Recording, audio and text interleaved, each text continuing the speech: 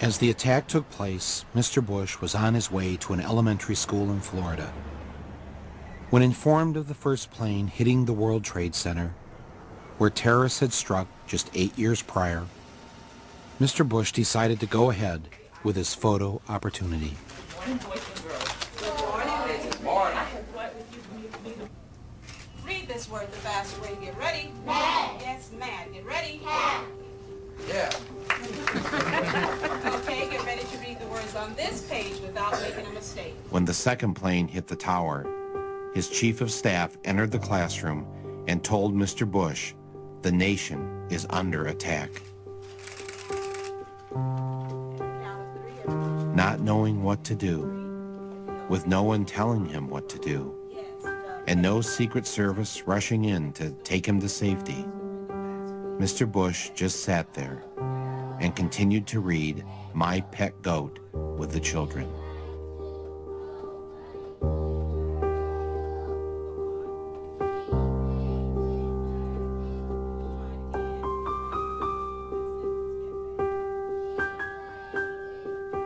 Nearly 7 minutes passed with nobody doing anything.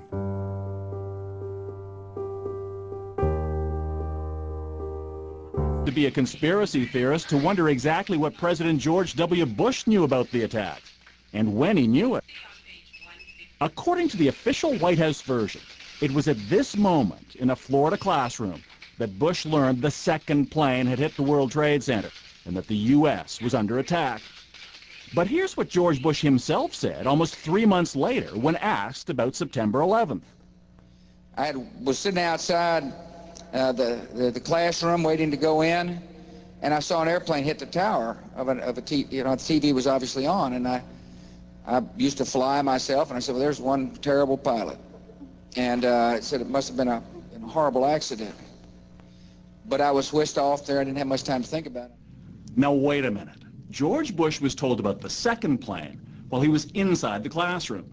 So you just heard him describe seeing the first plane crash on television that day. But that's impossible. No one saw the first plane crash on TV on September the 11th because the videotape of it didn't surface until the next day. So how could George Bush have seen what he said he saw?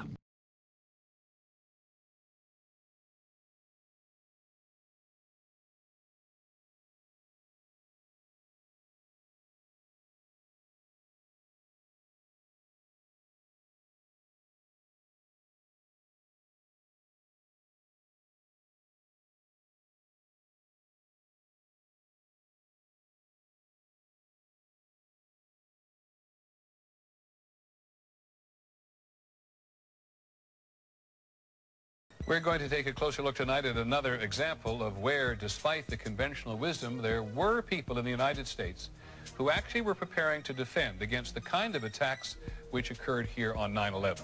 The North American Aerospace Defense Command, NORAD for short, has been defending the skies over the U.S. and Canada for almost 50 years, 46 to be precise.